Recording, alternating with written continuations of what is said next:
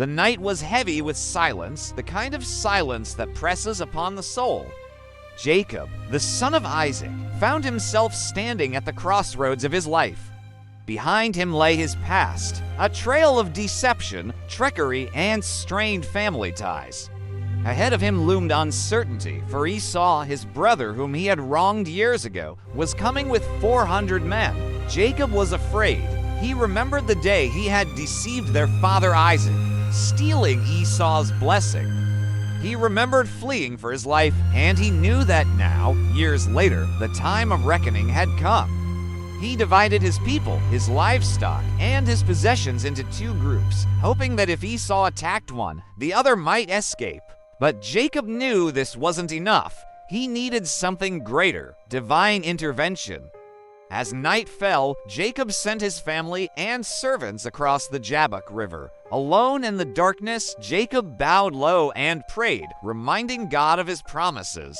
"O God of my father Abraham, God of my father Isaac, deliver me, I pray, from the hand of my brother Esau." It was in this moment of solitude and desperation that something extraordinary happened. Suddenly, out of the darkness, a man appeared.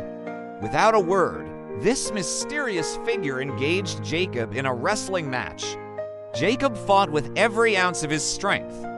The two wrestled through the night, neither overpowering the other. It wasn't just a physical struggle, it was spiritual, emotional, and deeply symbolic. Jacob was wrestling with God himself. Hour after hour, the struggle continued. Jacob's muscles burned, his breath came in ragged gasps, but he refused to give up. This wasn't just about surviving the night. This was about his identity, his destiny, and the promises of God. As the first light of dawn began to break, the mysterious man touched Jacob's hip socket, instantly wrenching it out of place. Pain shot through Jacob's body, but still he clung tightly. The man said, "Let me go, for the day breaks." But Jacob, grimacing in agony, cried out, "I will not let you go unless you bless me." In that moment, Jacob revealed the transformation of his heart. No longer was he the deceiver, the trickster who stole blessings by cunning. Now, he was desperate for God's true blessing, a blessing that could only be given, not stolen. The man asked, "What is your name?" "Jacob," he answered, and then came the turning point. The man said, "Your name shall no longer be Jacob, but Israel, for you have struggled with God and with men, and have prevailed." With those words, Jacob's identity was changed. From Jacob, meaning supplanter or deceiver, to Israel, meaning he who struggles with God and prevails. Jacob then asked, "Please, tell me your name," but the man replied, "Why do you ask my name?" And he blessed Jacob there. Jacob named that place Peniel, saying, "For I have seen God face to face, and yet my life has been spared." As the sun rose, Jacob limped away from the place, leaning on his staff, forever marked by the encounter.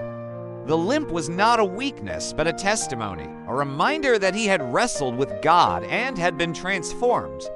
When Esau finally arrived, instead of anger and vengeance, there was reconciliation. The two brothers embraced and wept, showing that God's blessing upon Jacob had gone beyond personal identity. It brought healing to broken relationships.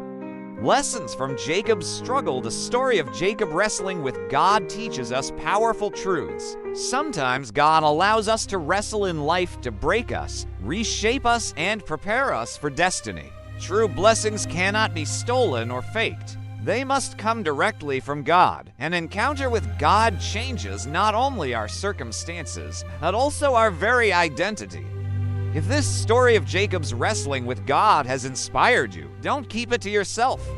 There are so many more powerful biblical stories waiting to transform lives. For my YouTube channel, make sure you like this video, subscribe to the channel, and turn on the notification bell so you never miss a moment of these powerful biblical narratives.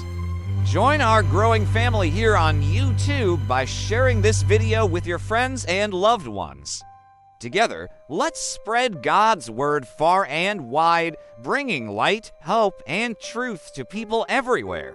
Because just like Jacob, each of us has a story, and God is still in the business of transformation.